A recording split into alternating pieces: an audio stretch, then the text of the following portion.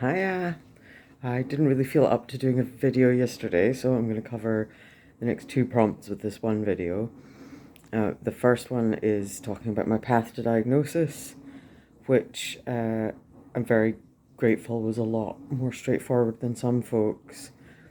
I had been seeing a therapist for the millionth time, and I brought up that my sisters and I had been reading up on autism with relation to one of my nibblings. And during the course of these readings, I'd come across a site about autism in women and being late diagnosed.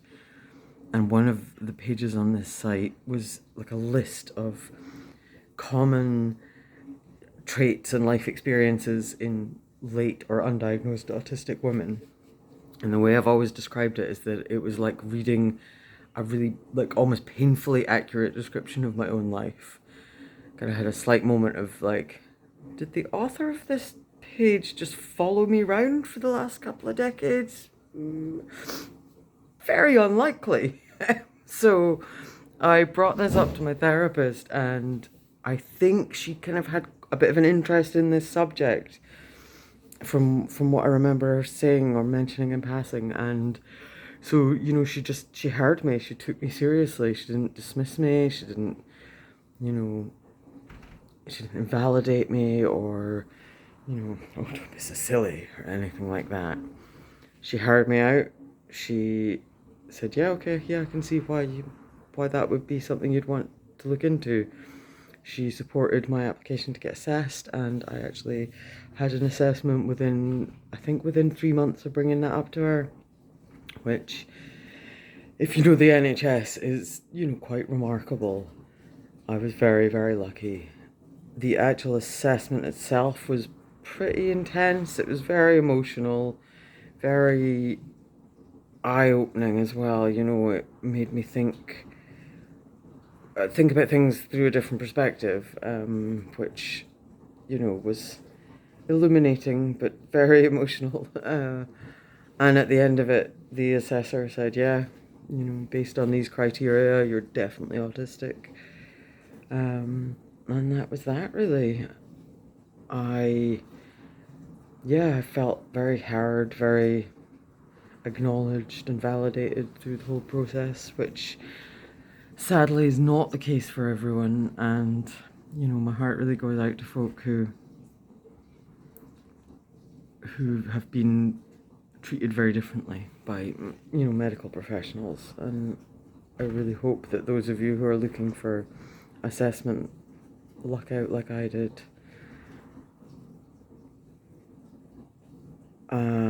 What was the other prompt? Oh, yes, a piece of media where I felt represented was Nanette by Hannah Gadsby. Probably not alone in this. I love comedy. I love stand-ups. It's just one of my favourite forms of entertainment and media. And I had certainly never heard anything approaching my own story before in comedy or in stand-up. The closest thing I ever got to seeing my own story before was in, kind of gross trauma porn dramas that I just don't enjoy watching at the best of times and are arguably kind of problematic in a lot of their depictions of people's experiences. Whereas Nanette, it's Hannah Gadsby talking about her own life and her own experiences. And yes, largely through a comedy lens, but a big part of what she does in Nanette is sort of turn that around or go beyond the joke with some of the stories that she shared in the past. And not only did she talk about being late diagnosed autistic, she also talked about growing up in a small kind of rural community and experiencing homophobia and homophobic aggression and violence, all of which I can relate to, sadly. I spent quite a lot of Nanette howling with laughter. Hannah Gadsby is very, very, very funny. She's extremely good at her job. And I also spent quite a lot of Nanette sobbing and snotting and crying and weeping and being grateful that that I could finally hear something like my story being told by someone cool and funny and successful at her job, you know. It was very validating and inspiring, and also very funny, as is her other Netflix special, Douglas. And I've seen bits and pieces of some of her older work. She's a very funny comedian, and I would highly recommend her to anyone who likes a bit of stand up.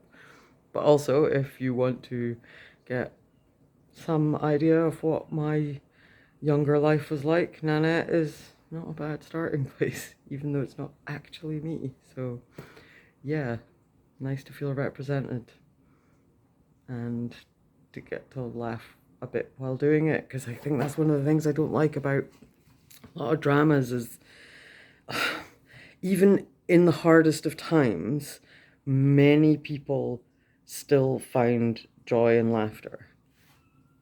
My dad was cracking jokes in his hospital bed on his last day. You know, life isn't just doom and gloom, even when it's doom and gloom. You know, and so a lot of dramas tend to just focus on the doom and gloom and the misery, and that's not representative, not of my life anyway. Can't speak for anyone else, of course, but for my life, a lot of the doom and gloom and hard days have also included laughter. And so Nanette meant quite a lot to me in that sense. I didn't expect this video to be so long. I thought this was just going to be a kind of quick pop-in, but I've ended up rambling quite a lot more than I expected.